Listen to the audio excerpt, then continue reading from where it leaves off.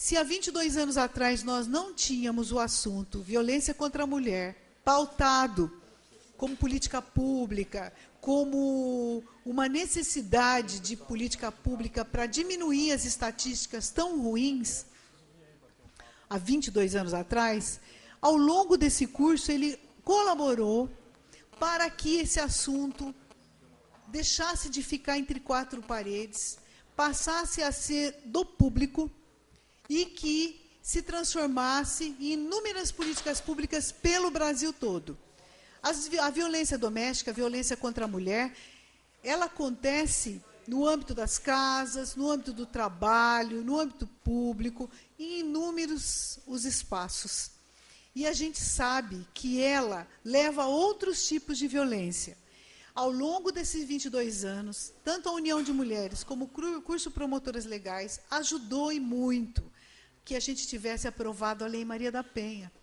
Lembrando que a Lei Maria da Penha, de 2006, ela é um importante instrumento, e a gente tem ainda dificuldade de fazer com que ela seja implementada e que ela alcance tudo que ela tem que alcançar. Por quê? Porque nós precisamos de delegacia de proteção às mulheres nos municípios. A delegacia de São Roque nos atende Alumínio, Araçariguama, mas é insuficiente. A delegacia da mulher de São Roque ela é da década de 80, foi uma das primeiras delegacias da mulher do Brasil, junto com a delegacia da mulher de Sorocaba. Mas de lá para cá, nós tivemos no governo do Estado de São Paulo, infelizmente, falta de apoio e um total desinteresse em implantar essas unidades. Por isso, a dificuldade de fazer a Lei Maria da Penha valer mais.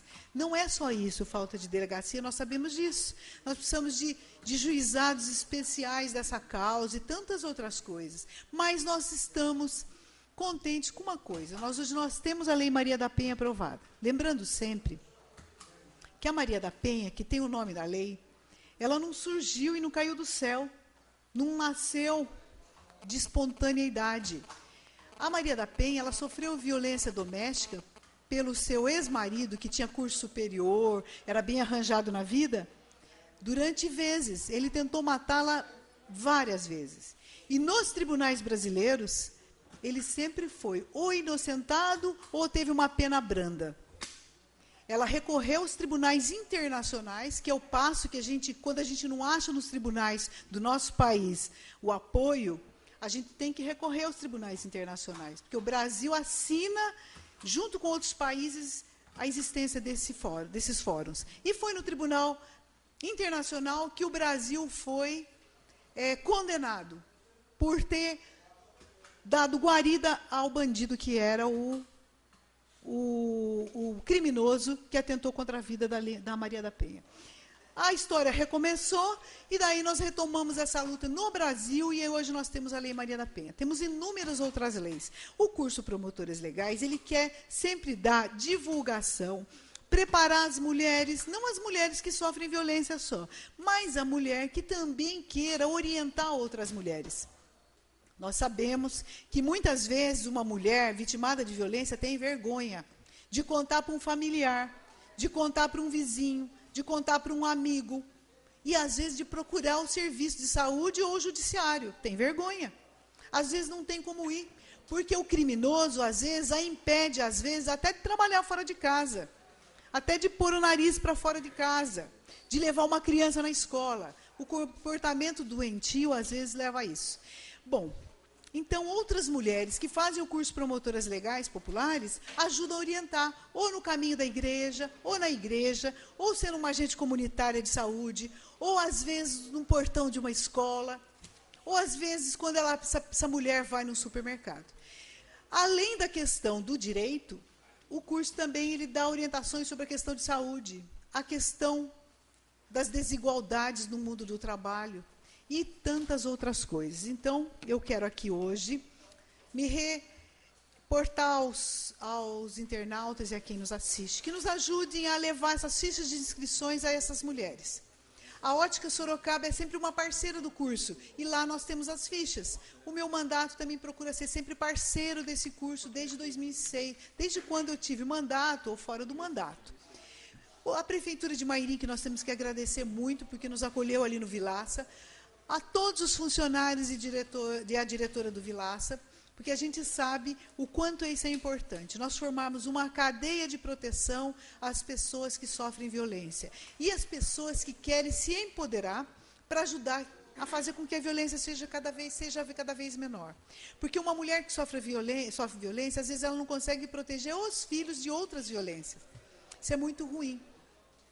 E essa violência que, às vezes, a criança vivencia quando pequena, ela vai transferir para a idade adulta sendo um violento. Porque, muitas vezes, é o jeito que a pessoa tem de reagir a situações inúmeras que a gente vê. Então, eu quero aqui, nesta Câmara, fazer esse pedido, que as pessoas nos ajudem a fazer com que as mulheres façam esse curso. Esse curso, como eu disse, é gratuito, e o ano passado nós tivemos também na cidade de Alumínio. E aqui em Mairim, que vieram mulheres de outros municípios também fazer esse curso. E esse ano, como a gente tem o asfalto da Mário Covas, a gente entende também que vai favorecer que venham outras mulheres de outras regiões. Nós já tivemos muitas mulheres da região do Cristal, Moreiras, Dona Catarina, Pitangueiras, Roseira, e agora a gente vai, com isso, poder fazer com que o acesso seja mais fácil. Outro assunto que me traz a essa tribuna é a questão da BHM, Beneficência Hospitalar de Mairim. Nós vimos que a Prefeitura, uma matéria veiculada no jornal Folha de Mairim, nós vimos que, por conta de dívidas com o Instituto Nacional de Segurança e Previdência, que é o INSS, a BHM ficou com problemas em relação ao prédio, e o prédio foi colocado em leilão. E a Prefeitura, nesse momento, manifesta o seu interesse pelo prédio. Isso é muito importante. Nós tivemos aqui no município vários imóveis, como esse da BHM, que em 1965 a Prefeitura doou para uma entidade para fazer o hospital. A gente lembra que aí nos registros da casa tem as dificuldades em ata que as mulheres grávidas tinham para ter seus bebês. Tinham que ir para São Roque, para Lapa, em São Paulo, e para Sorocaba e outros problemas. A BHM, então, solicitou à Prefeitura em 1965 a doação de um terreno e a Prefeitura doou aquela área, que é uma área bem maior que o prédio. Hoje, qual que é a realidade da BHM? Ela está fechada desde 2009. Não foi esse prefeito que fechou a BHM, que ajudou e que colaborou para fechar a BHM. Foi em 2009. Nós vamos lembrar um pouco como eram os anos anteriores, 2008 e 2007. Em 2007 e 2008, os funcionários ficaram meses sem receber, às vezes médico, às vezes o corpo clínico, às vezes os enfermeiros técnicos e auxiliares. A população saiu pela rua, foi feita arrecadação de alimentos, uma série de coisas. A entidade que toma conta da BHM, ela é uma entidade particular, ela tem uma diretoria e um conselho deliberativo. Várias vezes nessa casa nós pudemos recebê-los aqui, para explicar a questão. Isso antes do fechamento. Porque nós sabíamos que, uma vez fechado, a situação seria muito crítica. Nós fizemos inúmeros apelos, moção de apelo dessa casa, que não fechasse. Uma coisa é uma entidade com dificuldade, mas aberta. Nós lembramos muito bem que, em 2009, nós juntamos várias pessoas do município, nós temos isso registrado também aqui na casa, fotos em jornal Folha de Mairim, Cruzeiro do Sul, que nós fomos à diretoria regional de Sorocaba, em 2009, pedir ao diretor, que era Antônio Nazi, que não fechasse a BHM. Naquela oportunidade, ele disse que, se soubesse das condições em que era feito o atendimento, ele já teria fechado antes. Nós protestamos e dissemos o quanto aquela entidade sempre atendeu bem os munícipes. Temos inúmeras histórias de pessoas que são atendidas. Nós temos todo o registro de quantos foram os mairinquenses que nasceram na BHM. Nós temos os registros também de quantas pessoas trabalharam de graça, sem receber salário, em atraso. Nós temos registro também nessa casa de que várias coisas foram feitas com dinheiro de doações. O asfalto, a Luzia Monfrinato Chesini iniciou um processo de coleta de recursos através de bingo e outras coisas na cidade, e foi levantado recurso para fazer o asfalto ao redor da BHM, porque a gente lembra que não tinha. Vários deputados, deputado Hamilton Pereira, deputado Mercadante, quando estava deputado, enviaram recursos para aquela entidade. Inúmeros outros, tem registro nessa casa. O Estado implantou uma cabine primária. Eles lá tinha uma excelente cozinha, de primeira, uma excelente lavanderia, que podia prestar serviço e tudo mais. Bom, isso para dizer da estrutura. Tinha problemas? Tinha. Mas nós fizemos todo o possível. Esta casa sempre lutou para que não fosse fechada, porque a gente sabia que, a partir do momento que fosse fechada, a dificuldade de abrir seria outra. O doutor Antônio Carlos Nazi, que aceitou o fechamento na época, que era diretor regional, que depois a gente tem que lembrar que ele e uma quadrilha foram presos porque praticavam coisas ilícitas no hospital regional, disse que ele não podia fazer nada pelo fechamento. E o prefeito Denis, junto com a diretoria da BHM, resolveu fechar. Nós lutamos e lutamos muito, está tudo registrado nessa casa, tanto nas atas das comissões de saúde, quanto nos temas livres e nas vindas aqui da entidade BHM. Não conseguimos e foi fechado. Agora eu entendo que a prefeitura está certa em solicitar o prédio, porque aquele é um patrimônio dos mairinquenses. Dos mairinquenses. Nós sabemos, e cada um de nós conhece, dezenas de funcionários que até hoje não recebeu um centavo. Técnicos de enfermagem, auxiliares, que tinham, naquele dinheiro que eles tinham depositado em FGTS ou de outras formas, o seu único bem era para dar entrada numa casa, para comprar uma casa, para comprar um bem maior, ou até para aliviar algum problema que tinham. Eles não receberam, uma parte não recebeu. A prefeitura fez, em 2009, um acordo de pagar um aluguel. Tá certo?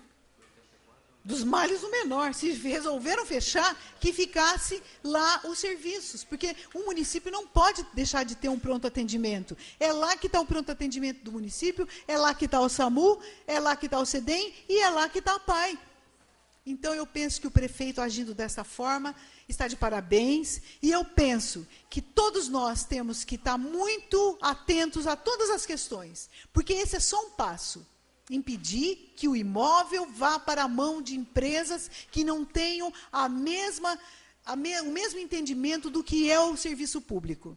E se tiver que ser reaberto, que seja pela prefeitura. Mas nós sabemos que nem adianta cobrar agora, porque isso depende do Estado de São Paulo. É o Estado que dá o alvará para funcionamento, assim como foi o Estado que deu o aval para o fechamento. Então, eu penso que agora está certo o prefeito Binho de trazer para si essa questão e atender o que o judiciário colocou. Tem interesse no prédio? Tem interesse, sim, porque esse é o interesse dos mairinquenses, e é lá que funciona SAMU, é lá que funciona a CEDEM, é lá que funciona o pronto atendimento e é lá que funciona a PAI. Nós não podemos dizer não à PAI, nós não podemos dizer não ao SAMU e não podemos deixar de TPA. Muito obrigada e boa noite. Agora vamos ouvir por 15 minutos o vereador Rodrigo da Imobiliária.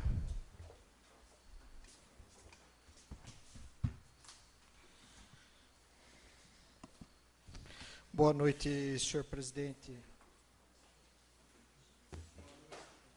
Boa noite, senhor presidente Vitório Júnior, senhores vereadores. Boa noite, público aqui presente. O que me traz aqui na tribuna de hoje, iniciando a fala, gostaria de falar sobre um projeto que eu propus aqui na casa, no ano passado, que tratava das entidades de utilidade pública. E, reforçando a fala da vereadora Déia, também acho lamentável quando uma entidade sem fins lucrativos, uma entidade desse nível, fecha suas portas.